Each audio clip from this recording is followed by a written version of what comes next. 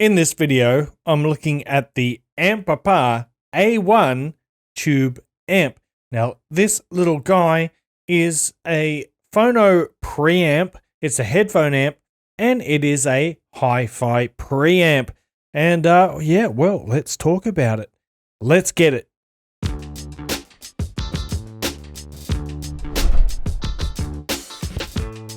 What's cracking, audio fans? It's David here from Prime Audio Reviews, and every product begins with an unboxing. Designed in Washington, USA, but of course manufactured in China. I believe I read somewhere that this has ties to Knob Sound and Duke Audio. I could be wrong, but that's irrelevant. But like I said, beginning with the unboxing, man, these guys get off on the right foot. Because as soon as you open it up, that is what you see. You get a little diagram of the amp. It tells you what comes in the box and what is in each section. So in here you got your RCA cable, a manual, a warranty card, a certificate, and a cleaning cloth, plus the amp itself, of course. In this little box on the side, you get a power adapter and some vacuum tubes. And it's just really nicely laid out. It's very logical. But it's a great start. Like normally when you open that up, you see the amp sitting there. It's beautiful. Nice little cloth here, mainly for the tubes, to keep those tubes crystal clear. But enough with the box, because I want to show you this amp now. Boom, there she is. Now let me tell you a couple of things about it. First of all, the price is $139. That is pretty much what I would call a budget amp, $139. It's not super budget, but that is well within the reach of a lot of blossoming audiophiles, to say the least.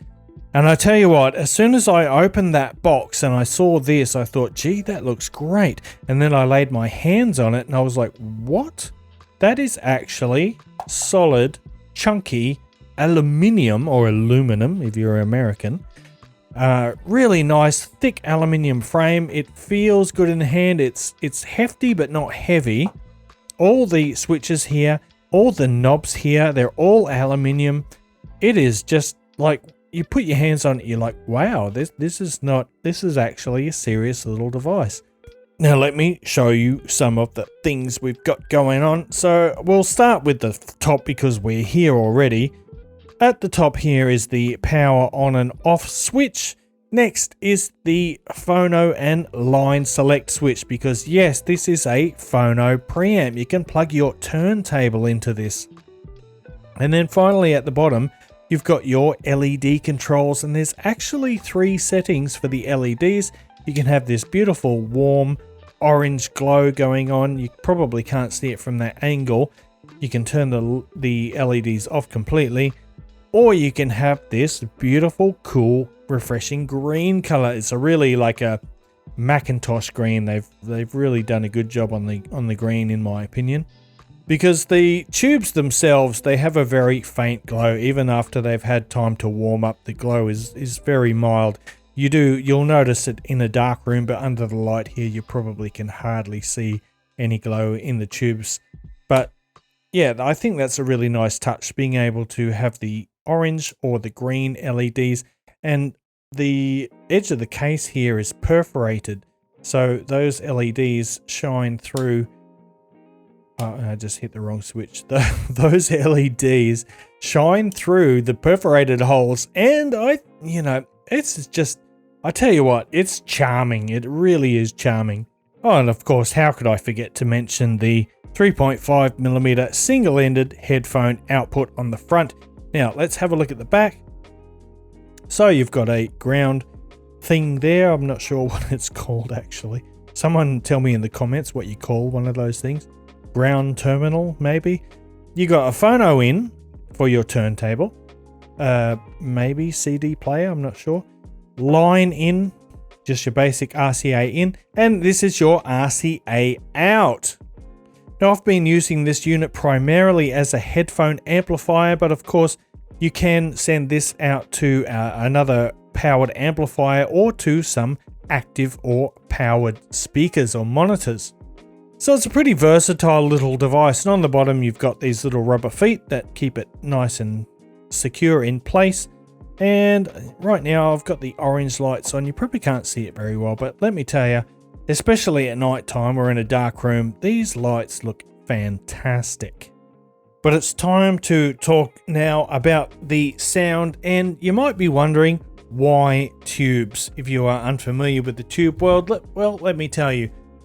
Because unlike modern transistor-based amplifiers or solid-state amplifiers, tube amps are considered to have a warmer and a more analog sound signature. Something that can be desirable in this age of digital dominance. We've got so many neutral and extremely accurate DACs and good quality recordings, modern recordings. So sometimes it's nice to have that little bit of analog feel mixed into it. So why tubes? What they do basically in layman's terms is they add a little bit of distortion to the sound in the what they call the second order harmonics or the even harmonics.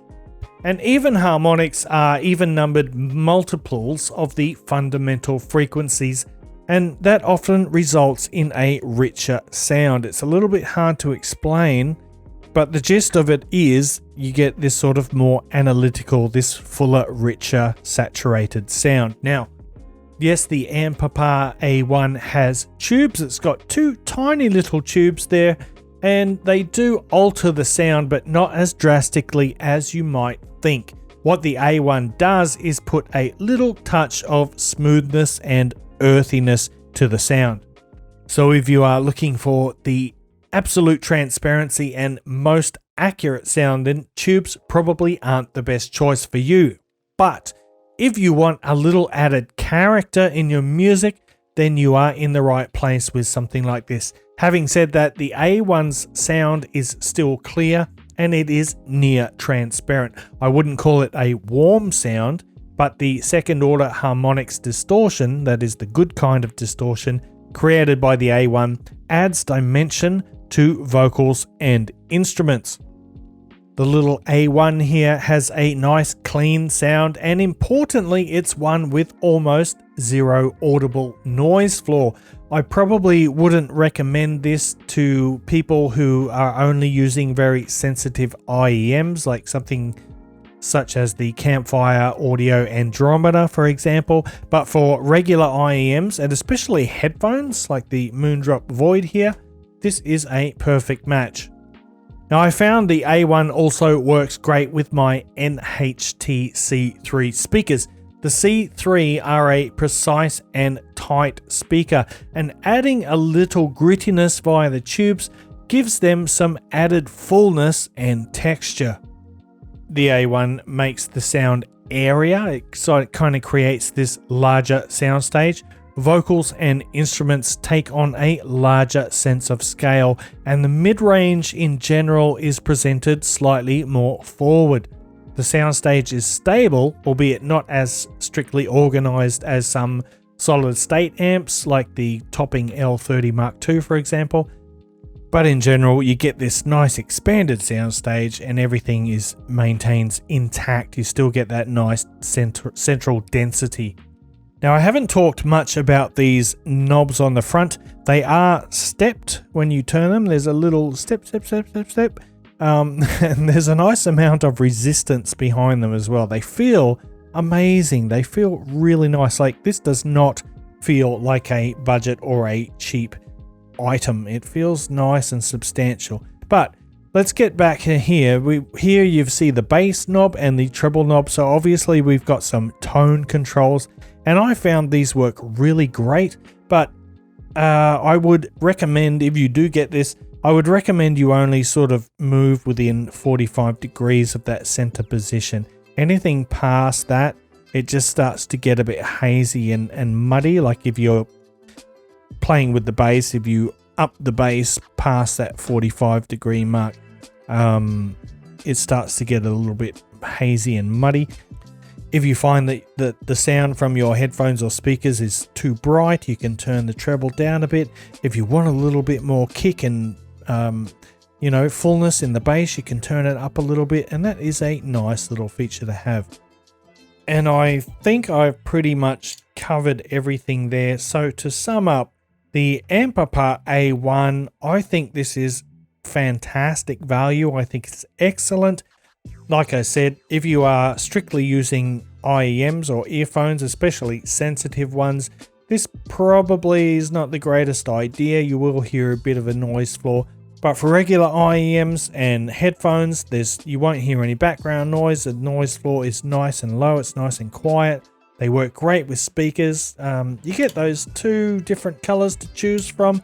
All the switches are metal. The knobs are metal. The thing is built beautifully. It looks great. It's just so charming, like I said before. And you know what? I'm going to give this my recommendation. I think it is awesome. And with that said, I think I'm going to wrap it up there. Thanks for watching the video. Look, if you would like to support the channel here, I spend lots and lots of time, lots of work for my small brain working on this content. So if you would like to support the channel, I've got a Patreon set up down below. You can check the details in the description. There's links to the full written review down there and links to my social media channels. So come and join us on Discord. Come and check out my Instagram, all that stuff. And of course, if you are interested in audio gear and you want to see more content like this on YouTube, make sure you hit that subscribe button. And until next time, I'll see you later.